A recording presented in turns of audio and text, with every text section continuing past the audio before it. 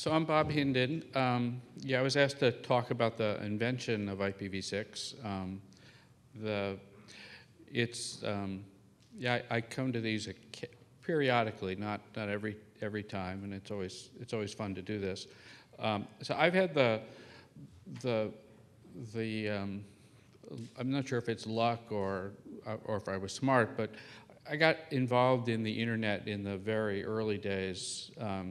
I don't claim to have invented the internet, but I got to work with the people who invented the internet, Vint Cerf and Bob Kahn. And there was actually a period of time at BBN where we actually operated the backbone of the internet, which I still, even when I think back on it, I still have to sort of pinch myself, because it's in some ways it's hard to believe that we actually ran the core of the internet in a room in Cambridge, Massachusetts. So BBN was the company that developed the ARPANET, and the internet sort of in some ways evolved from that. I think the thing I do take credit for is sort of, I think at least at BBN, I was the first one who realized that gateways, or routers as we now call them, were actually going to be just as important as packet switches. BBN was very much into networks and didn't really get the internet until much too late. So I've been involved in the internet, essentially before the IETF, and I've had a variety of different roles in the IETF. So when let me give you some background for when this was happening. In the early 90s, it wasn't at all clear that, what we now call the internet, TCP/IP-based protocols and technology, was going to be successful. Business was not behind this, governments were not behind this. It was these group of techies that was funded somewhat sense by, the Defense Department in the US and some other countries, and a few companies. That nobody was really making any money from this other than getting government contracts. So the world did not think this was going to be what we now call the internet, or people were calling it the information superhighway back then. So there were many competitors. OSI was this official government sanctioned thing. ATM was coming along. People thought 53-byte packets were the solution to all problems. AT&T was proposing this business-related service based on IPX. There were many competitors. No one took what became the IETF and TCP/IP very seriously. That was probably a good thing. Had we taken it more seriously, had we understood what was going to happen, we probably would have messed it up. But it worked out very well. Bob Metcalfe made his famous prediction of there was going to be an internet meltdown. The IETF was, unlike other standards bodies, was not sanctioned. It was not, official. It was not, people from governments didn't support it. Who was it? Why was it doing this? And why wasn't it from OSI or ITU or ANSI or any of those sort of official groups? And then one other thing is, people were starting to think that, maybe IPv4 was going to have an end of its lifetime, and at that point there was no next step. And so that was actually an issue in this discussion about what should be the core of the internet. So what are you doing about v4? What do it really doesn't have enough addresses. You think you're running out now. So what are you doing about this? So, completely independent of actually running out, politically, this was actually a big deal then. So when I was preparing this talk, I went back and looked through some of my old slides, several companies ago. And, so I have two of them here. I have a lot of old slides. Some of them I couldn't even read. I had to go find an old PowerPoint viewer, because there's so old versions. So much for backwards compatibility. This is why we still do RFCs in ASCII. You can always still read them. This is basically the reason. So we were talking then about, it looked like the internet was growing exponentially, and it was. And so, we were starting to see this. You know, these are the kind of issues we were talking about. It actually, given these slides are over 10 years old, it's actually fairly accurate, I think, even for today. This is all still happening. Well, obviously, China and India are now on the internet, but they're clearly contributing lots of growth. So we were seeing this wave coming and realized there was going to be a problem. So now I'm going to talk about what actually happened and how how IPv6 came to be invented or developed by the IETF. So we'll go over the timeline. So again, in the early 90s, you know, we saw the internet growing exponentially, and it started to look like we were going to run out of IP addresses, especially the way that addresses were being allocated then in sort of what we call class system, or class A, B, and C. And we saw that the class B addresses, which were very nice because they were 16 bits of network identification and 16 bits of host, those were the most usable for, you know, you could have a reasonably sized organization with one prefix. But we could see that those were actually being very popular, and looks like it was running out, even though you may not need 64,000 host identifiers. You needed more. You clearly could have more than 256, which is what Class C had. So the original allocation scheme didn't scale very well. So the IETF community formed a group they called ROAD, or Routing and Addressing. And I was a member of that group. The output of that was recommending implementing CIDR, which I'll talk about, and then develop a new generation of IP, which we called IPNG. And you can see that PowerPoint, in this case, refused to want to capitalize the P. Sort of, it doesn't like words like this. I think this is the one place I didn't catch. The rest I fixed. And then, so the other big thing that happened in the IETF community was in '92, is the IAB, the Internet Architecture Board, decided that they were in charge of the internet architecture, and so issued what I'll call a proclamation to the community that we're going to go to what they called IP version 7, which was basically the ISO CLNP connectionless datagram protocol. This was not accepted well by the rest of what I'll call the IETF or internet community. This came to be known as the Kobe incident because they made that decision at a meeting that the IAB had in Kobe, Japan, after I think an ISOC INET meeting. Yeah, it was sort of funny. I was at that meeting, and I was invited to the IAB was having a 2-day meeting, and Steve Deering was in town as well. And for that meeting, we both gave talks on something or other. And so I asked the chair, should I come to the second day of the meeting? I was invited.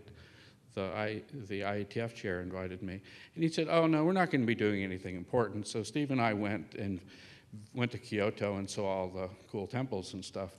And then while we were doing that, the IAB made what they called the IP version 7 decision. So it was quite a surprise when we read about it when we got home. But this caused a big uproar in the IETF, and it basically ended up restructuring the way the IETF made decisions. It changed the roles of the Internet Engineering Steering Group and what the IAB could do. Since then, the IAB has not been making many architectural proclamations. I think it's actually, the pendulum swung too far. The IAB should be be more active about what the right architecture for things in the internet is. But this caused a giant change in the way they did stuff, and the organization has been very hesitant since then to sort of propose big things, or certainly anything that could be accused of them telling people what to do. So in '92, the IETF issued call for IP next generation proposals. In '93, the IESG officially took on the responsibility for the IPNG process. They created a temporary area that Scott Bradner and Allison Menken set up, and then there was an RFC issued, 1550, that was basically a call for proposals. And there were many proposals, which I will talk about. And then in '94, there was actually a conclusion from that, and there was a recommendation made for IPNG, which is what we now call IPv6. So this is sort of the, from left to right, these are the different proposals and what happened to them. As you can see, there were sort of, I don't know, five different initial ideas. There was another IP version 7, not the one the IB proposed. There was a thing called Tuba that Ross Callan drove. There was a thing I wrote called NCAPS. There was SIP that Steve Deering did, Simple IP, not the SIP we know today. Steve should have got a trademark on the name. And there was a thing called PIP by Paul Francis. These were sort of the initial proposals. You can see the NCAPS and SIP, and NCAPS evolved into a thing called IPay, which was IP address encapsulation, and then that merged with SIP, and then that merged with PIP to create SIP with 2 Ps, and that was what was finally selected as IPv6. So I'll talk more about this. But so this was sort of a two-plus year process in the IETF to do this. There was lots of work, there was lots of debates, there were white papers written, there were many meetings, fine lunches and dinners. It was a very interesting time, but we all had the common goal of realizing this was a problem that we needed to fix. The internet needed a next generation protocol, and I wouldn't call this, there was a lot of competition between the different groups, but we were all working on the same goal. So, drink.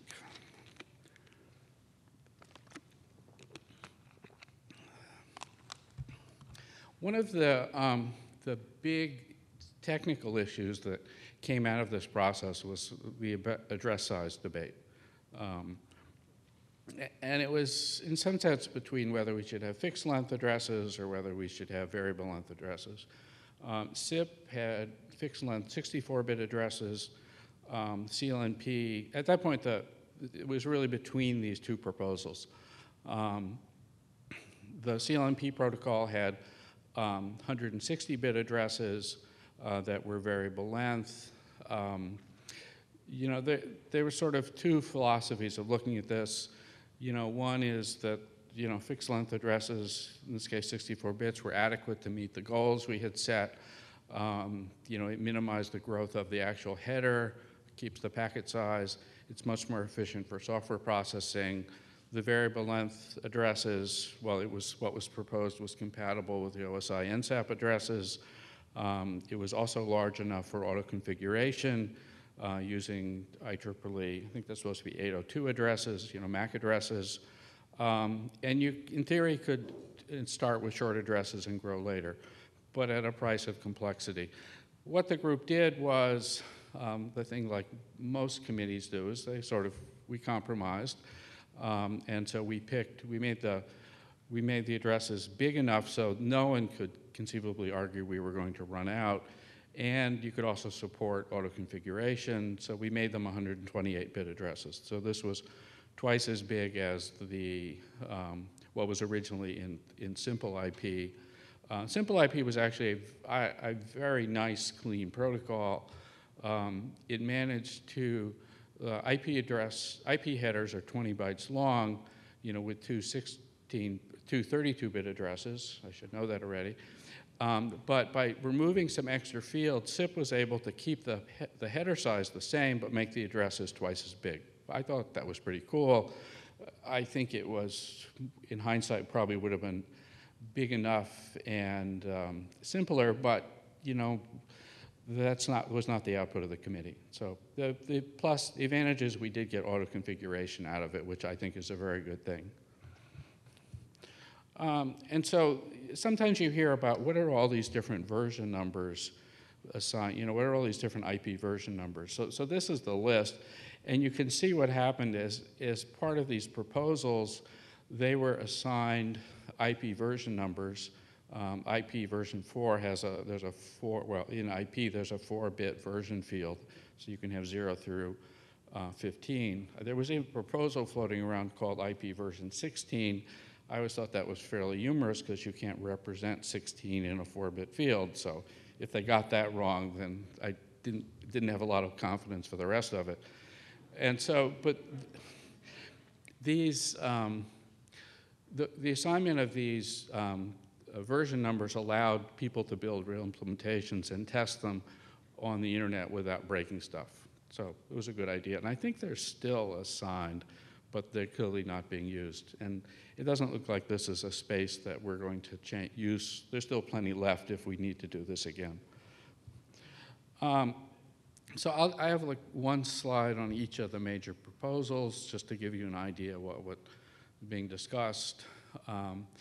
And on each of these, there were white papers written. And so if you want to learn more about them and what the authors or proponents thought was the important advantages and disadvantages, you can go read it. It is very well documented. So TUBA was TCP, UDP over CLNP address networks. It was basically running the current transport protocols we had over the ISO CLNP protocol. And this would leverage the work that ISO had done on CLNP. CLNP was sort of officially supported by governments. It had a lot of support. It didn't become a big industry success for many reasons. Well, TCP, companies were charging extra for CLNP, and TCP IP was included for free. So that was one lesson I think we learned. But the strength of this proposal was CLNP. The weakness was CLNP. There was a lot of concern about who could change the protocol, whether the ITF could own it, and then the whole 160 byte or bit addresses were problematic because they were pretty large and weren't handled well in software. Catnip was called for common architecture for next generation internet protocol. It was the work of the TP-IPX working group. I can't say I ever really understood this protocol very well. They were trying to find a common ground between OSI and the Novell protocols, which were very popular and successful at that point in time. But to increase the Novell protocols didn't scale that well. They work really well on a LAN or two, but there was no addressing plan that allowed you to create an internet. And the proposals weren't well specified. There were interesting ideas, but it didn't look like a complete proposal, so it didn't get too much weight in the selection process. SIP stands for Simple IP Protocol Plus. Steve Deering, Paul Francis, and I were the chairs. This resulted in the merger of NCAPS into IPE, which merged with SIP, and with PIP. We were, in some sense, building a base, by doing these mergers, which were, we took the good parts from each protocol. It actually helped, build a larger constituency for this work. I think it was a good thing to do. At least it had what I think was the right outcome. So it had this very clean design from SIP, but many people thought the addresses were too small, that we shouldn't just double the size of the addresses, and that its initial mechanism for extending these addresses was pretty complicated. So what the result was the directorate in charge of this decided to make IP next generation based on SIP, but with larger addresses. It's basically turned into what I would call SIP 60, or no, it should actually be SIP 128, because it was basically the basic SIP protocol, but with addresses that were twice as big. The PIP source routing mechanisms are not really not carried forward, and we officially call this IPv6 now. And so they chartered the IP Next Generation Working Group, which later became the IPv6 Working Group. The initial chairs were Steve Deering and Ross Callan. I was the document editor. Eventually Ross sort of stepped away and I became the other working group chair. And so the charter was to sort of resolve the remaining open issues, complete the unfinished work, and move it to proposed standard, but to base it on SIP with larger addresses. And the first RFC defining this was published in '95, RFC 1883. There is now a later RFC that is the current specification. So that's the history. I mean, there's a lot more detail, which you can go read about. But I decided to also give you some of my conclusions in all this process. It was a very interesting, or continues to be a very interesting project. It's clearly not done. So we got right this notion of, we were running out of addresses. This is my version of the chart. You'll, I think, see versions of this a lot this morning or today. It's, the IPv4 address depletion problem. And, people are putting a lot of effort into when is the exact day we're going to run out. But it's, we're down to, what, 12 and 12, and we're doing about, well, this year so far, there's been 14 allocations. So I can do that math in my head, too. It doesn't really matter very much. And it's clearly, the world has discovered this is a scarce resource, and I wish John knows, but probably can't tell us, I wish I know what the requests in the queue were. And I suspect there are more than is actually left. And there must be lots of cool stuff going on in the RARs to figure out what to do. But maybe he'll tell us later. So we clearly got this part right. We didn't understand the impact of NAT at the time. NAT, when we were doing this, NAT was just starting to happen. It wasn't something that came out of the IETF. So we weren't even close with the timing. So we were not right about the time it would take to deploy IPv6. We weren't right about when v4 addresses were going to run out and how long and hard it would be to do this. In some sense, I think if we understood what when we started doing this, especially Steve and I, when we were the ones who were driving a lot of this in the IETF, sometimes I wonder if we knew what we were doing or what was going to happen, we might not have done it, because it's been a long and difficult, and sometimes at certain points very frustrating because of lots of the opposition at times. But we stuck with it, or at least I did. Steve is clearly way smarter than me because he made a lot of money and went and retired. I am still working for a living, so I'm still at this. And I think one of the good things we did that turned out to be very important is we figured out that in order to make this happen, we needed to get lots of other people involved and make a broad community of people doing this. We actively got other people. We worked with Jun Murai and the wide group in Japan that resulted in all the BSD and Linux implementations. We did lots of things to bring new people into this process who weren't very active before. And this was, I think, very helpful. The other thing that I don't think any or very few people in the IETF had an idea, we didn't really understand how the internet was about to change or was starting to change. It moved from this cooperative group of developers and vendors, it was like 30 or 40 people, 50 people coming to an IETF meeting. Everybody knew each other. We were getting paid to do this, but it wasn't really a business activity yet. There was still this, we'll build it and they'll come. And that's the story of TCP/IP. People did it without there being a business case. And we built this, and the business case came later. But that clearly changed as this was going on. You know, now in order to do anything, there has to be a business case. I would also say that I think the industry that I'm a member of too, I have worked for vendors most of my career.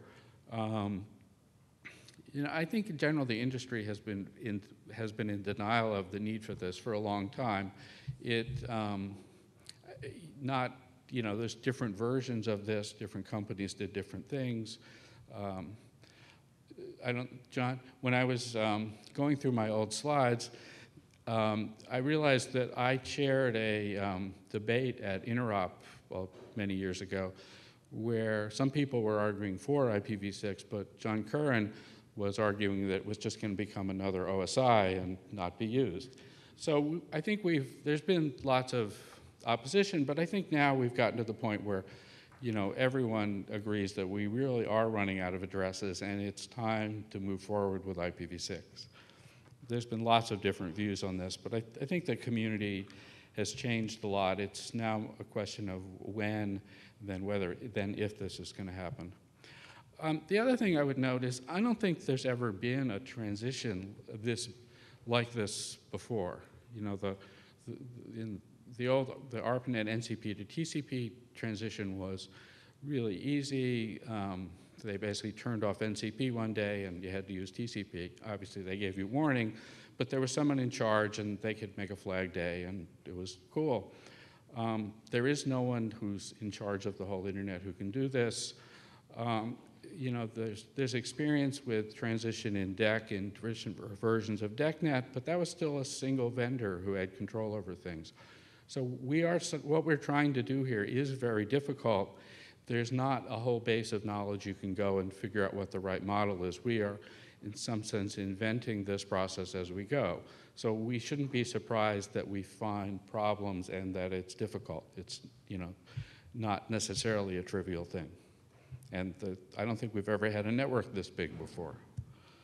So the other thing I'll note about today's internet, it's become really very hard to deploy anything that requires global or large-scale deployment before it's useful.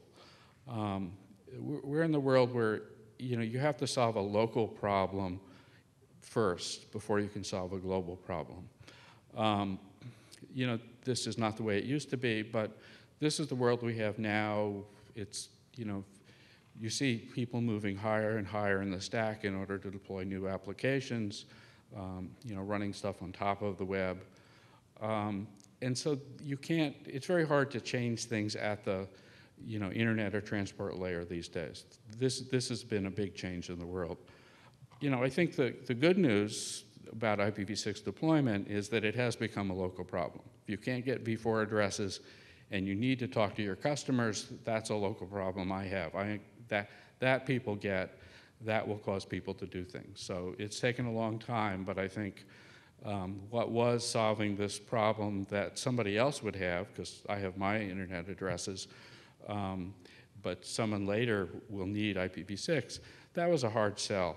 But I think now the world has changed that, you know, v4 addresses are becoming a scarce commodity, and we can, you know, so this has become a local problem that people get. It's a lot easier for people to understand this. And so, final thoughts. I really think that this is really happening.